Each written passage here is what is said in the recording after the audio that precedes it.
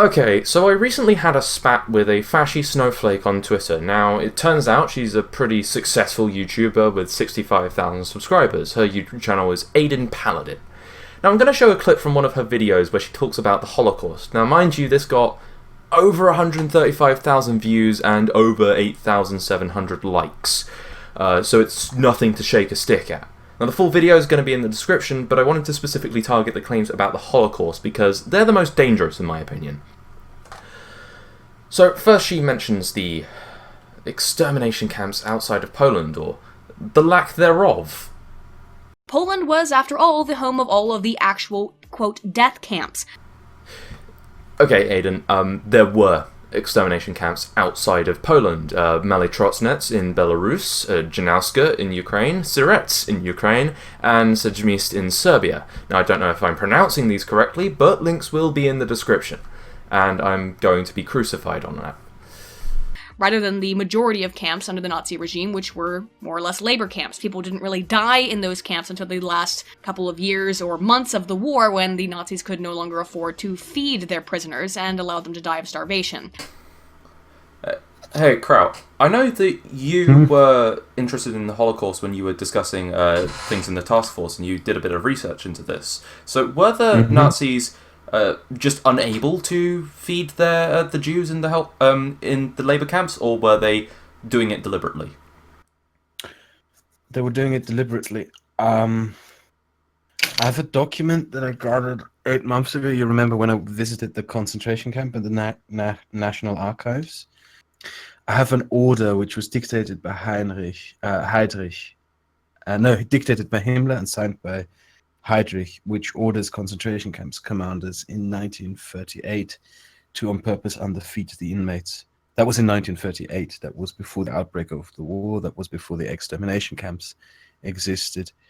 And the other thing I have that is a very long set of documents, I can send you these directly because I know exactly where I saved them, which are by the Reichseconomics SS Minister, Paul. Paul was the guy who managed the finances for the SS, like what they did with the gold teeth, what they did with slave labor, what they did with the stuff that they stole from Jews, and what they stole from other people.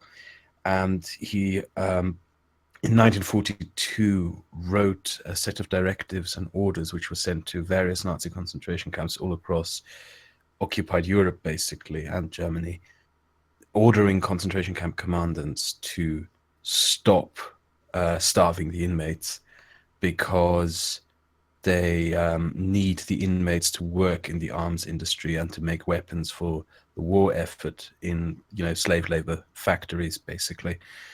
And if you go through the effort of making an order, basically just saying stop starving people, you have to pretty much conclude that there was intent to starve people. Yeah. But Okay. It must have been intentional. Yeah, it must have been. It was intentional. We know it was intentional. We also know that from victim statements, etc., etc. Yeah, I'm gonna send you the Paul documents. Okay, thank you. No problem. So, from this information that Kraut gave me, we can determine that the concentration camps, who, if you go through the list on screen, were not all in Poland either, were being actively and intentionally starved before the war even started. So no, Aydin, they weren't just starved because the poor Nazis couldn't afford to pay for the food. But the actual death camps that did engage in some active extermination of human life, yeah, those were all in Poland. Okay, so Malitrosnets killed at least 60,000 people, Janowska killed at least 40,000, and Sejmist killed at least 20,000. Add those up and you get, at the least, 120,000 people whose deaths you said didn't happen. 4 extermination camps you claim didn't exist. That's a lot of people. These claims are very, very serious, Aydin. When you're saying that the Nazis just couldn't afford to feed the Jews, that it wasn't their fault they killed them, yeah, that's a kind of scary claim. That's the kind of shit that Holocaust deniers say. You get that, right? Obviously not. Now, I'm going to say that I got a lot of this information from Wikipedia. It wasn't, like, heavy research that I did, unlike what Kraut did. Which is interesting, because allegedly the numbers on Wikipedia changed mysteriously after 3 Arrows posted this clip to Twitter. Now, Wikipedia posts the IP of anyone who makes edits to their site without an account. Drolasta, another YouTuber that I know, found this information and asked if Aydin or any of the people she knew made the edits, which caused Aydin to start screaming doxing accusations again. And Aydin has a long history of making frivolous doxing accusations, and there's a link in the description for that. And Sinatra says, confirmed that it was him who made an edit. Now, in the same thread, The Wrong Bishop, another YouTuber, pointed out that the historical sources she uses claim 6 million Jews were killed in the Holocaust, not 4 million like the Wikipedia edit cited.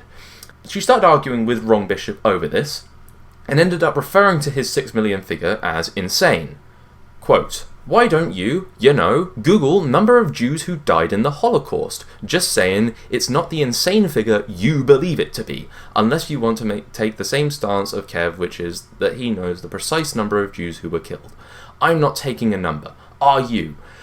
Now, not only is she trying to cast doubt over the number of people killed in the Holocaust, she's also referring to the 6 million estimate as insane in this tweet, given that Wrong Bishop has already stated that his position is that 6 million Jews were killed in the Holocaust.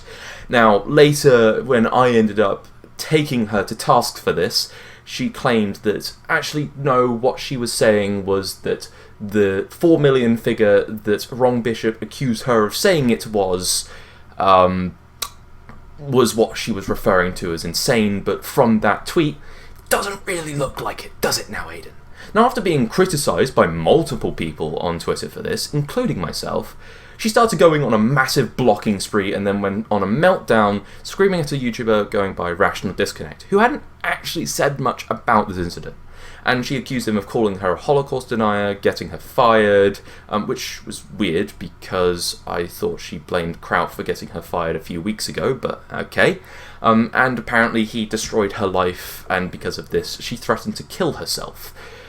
Now, I'm not one for doubting people when they say they're suicidal, but when you claim that you only took less than half of the maximum daily dose of lithium as a suicide attempt, I'm going to be somewhat skeptical. It's funny that a right-wing edgelord would try to emotionally manipulate people like this as well, because she didn't want to be criticised on her Holocaust denier talking points. Well, I'm sorry, Aydin.